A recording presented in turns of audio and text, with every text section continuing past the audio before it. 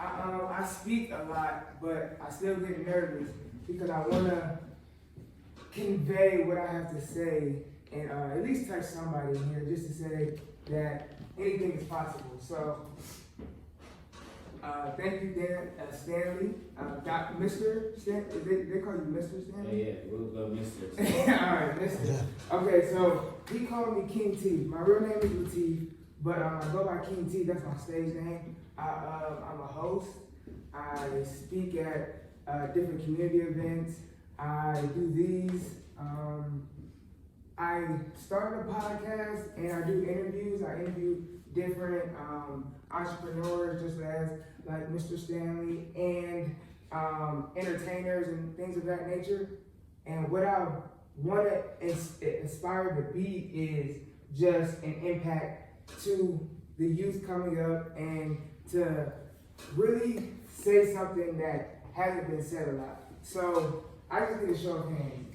Does anybody have a dream in there? Okay. Even the teacher ladies. So I say that to say it's never too late to have a dream. It is never too early to have a dream. So you're young right now. A lot of time you have your whole life ahead of you, but it's okay to pursue a dream. Now, when you want to pursue a dream, it doesn't turn into something that is reality until it is actually put down on paper, like Mr. Stanley said, and it becomes a vision. Now that vision has action steps behind it. Them action steps kind of guide you through the ups and downs of starting your dream and getting it off the ground and things of that nature. Now, has anybody had letdowns? Anybody had letdowns? Show of hands. Well, if you have a dream, just know it's coming in tenfold, okay? Having a dream means you have to overcome adversity. So can I hear overcome adversity? Overcome adversity! Oh yeah, you ready. I was asleep when I was in high school. I'm not gonna lie to you. I used to fall asleep in class, but that's because I didn't understand how important school was growing up. I had the opportunity to play college football. I actually went into school on academic probation. Does anybody know what that means? Anybody? It don't mean like a probation officer. No. Close though, close.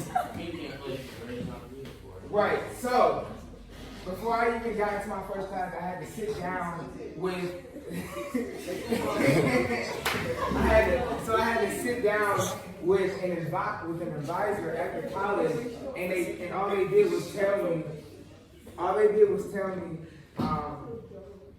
if you don't come in and show and prove, then you'll be kicked out. So I was able to live my dream and play college football like I always wanted to, but it was with a catch. So I went into my freshman year and I actually had my first letdown, and this was I failed my first class my freshman year. Now, has anybody ever had a second chance before when you messed up?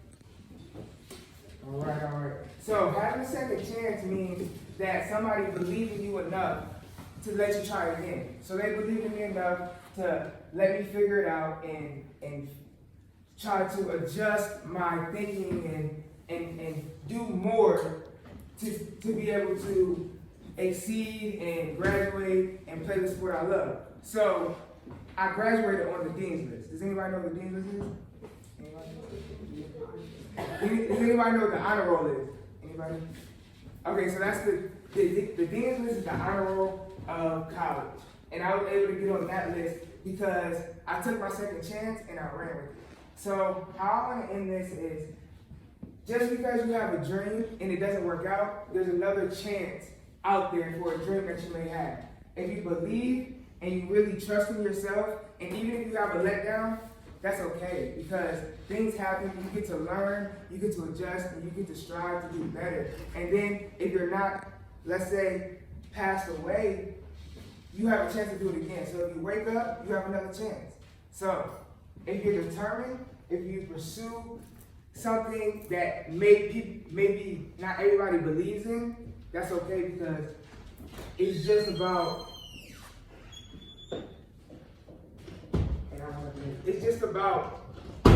believing in yourself, and then bringing it back to the community. So we have these boxes here. We're doing this to help out the homeless because everybody doesn't get a second chance. So if you get your first chance and something happens and you get that second chance, take it and pursue it all the way. I'm Kingtif. Thank you.